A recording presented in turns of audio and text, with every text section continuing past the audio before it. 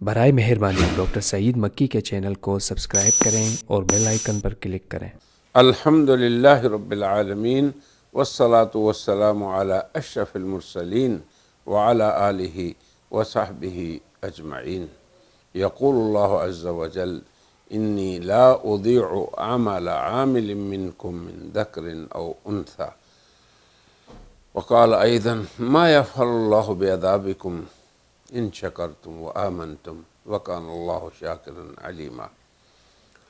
برادران اسلام، معزز سامعین و سامعات، ناظرین و ناظرات، آج کی ہماری یہ مجلس یقیناً رمضان المبارک کے اس سلسلے کی آخری مجلس ہے، اور اللہ تبارک و تعالی جو رب کریم ہے وہ قدردان اور علیم بھی ہے، جیسے میں نے قرآن کی آیت پڑھی ہے۔ اب آپ حضرات نے حسب توفیق صیام، قیام، قرآن یہ سارے اعمال کر لیے، تو اب دیکھیں اللہ کا غیبی نظام کیسے حرکت میں آ رہا ہے۔ حدیث میں ہے کہ جب رمضان کی آخری رات ہوتی ہے، اب دیکھیں اللہ تبارک و تعالی فرشتوں کو گواہ بناتا ہے۔ کس امر پہ، کس چیز پہ اللہ گواہ بنا رہا ہے؟ اللہ پوچھتا ہے کہ بتاؤ، جب کسی عمل کرنے والے کوئی مزدور اپنی مزدوری پوری کر لے تو اس کا کیا پھر انجام ہے؟ تو وہ کہتے ہیں کہ اس کو مزدوری دینی چاہیے۔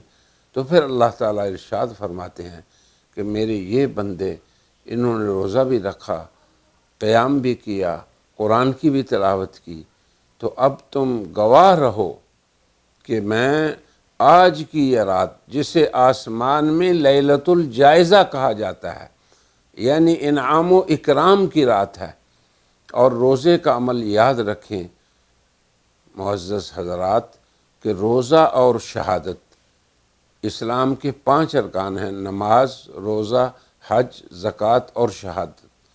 تو شہادت اور روزہ 2 عمل ایسے ہیں جن کو سوائے اللہ کے کوئی نہیں جانتا۔ تو اللہ فرماتے ہیں کہ ان لوگوں نے میرے لیے روزہ رکھا، اب دیکھیں ان کو اللہ تعالیٰ کی طرف سے کیا جائزہ مل رہا ہے، کیا انعام مل رہا ہے۔ تو اللہ تبارک و تعالیٰ اپنے بندوں کو، اپنے فرشتوں کو گواہ بنا رہے ہیں، اور یہ بھی حکمت ہے کہ اللہ تعالیٰ بنی آدم کی تکریم اپنی اس معصوم مخلوق پہ ثابت کرنا چاہتے ہیں جنہوں نے یہ کہا تھا کہ یہ زمین میں جا کے فساد مچائیں گے۔ تو اب اللہ کو نہیں دیکھا، آخرت کو نہیں دیکھا، جنت کو نہیں دیکھا، غیبی نظام کو نہیں دیکھا، مگر ایمان بالغیب کی وجہ سے پورا مہینہ آپ حضرات نے یہ سارے اعمال کیے۔ تو اللہ تبارک و تعالیٰ کا ارشاد ہوتا ہے کہ اے فرشتو، تم گواہ رہو کہ میں ان سب کی مغفرت کر لی۔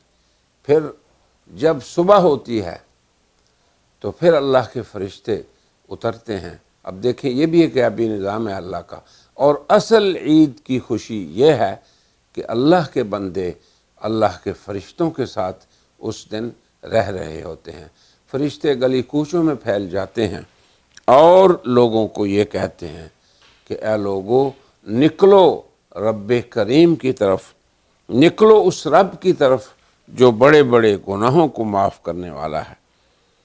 تو اللہ تبارک و تعالیٰ کی طرف سے یہ پکار جو ہوتی ہے، انس و جن کے علاوہ تمام مخلوقات سنتی ہے۔ پھر اللہ تبارک و تعالیٰ سوائے ان کے جن کا ذکر کئی بار حدیث میں ہوا ہے، 4 لوگ ہیں۔ ایک تو وہ شخص جو صلہ رحمی، قطع رحمی کرنے والا ہے، والدین کا نافرمان ہے، عاق لوالدیہ، اور تیسرا مدمن خمر، یعنی جو شراب نوشی کا عادی ہے، اور چوتھا دوسروں کے لیے کینہ رکھنے والا۔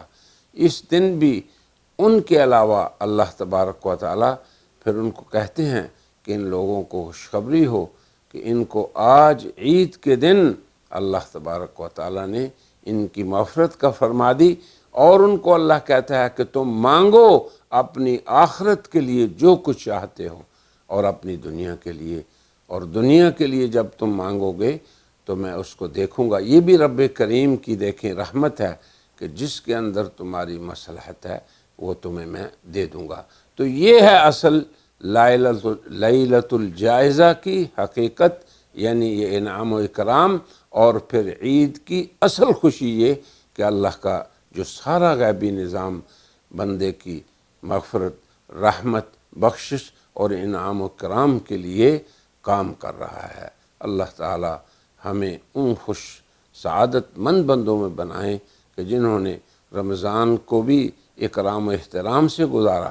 ایک حدیث میں ایسے بھی الفاظ ہیں کہ اے بندے تو میرا خیال رکھ تو میں تیرا خیال رکھوں گا۔ پورا رمضان انہوں نے اللہ کا خیال رکھا، اور پھر لیلۃ الجائزہ میں انعام و اکرام لیا، اور پھر عید کے دن اس اللہ کی انعام کے مستحق ہوئے۔ وآخر دعوانا ان الحمد للہ رب العالمین۔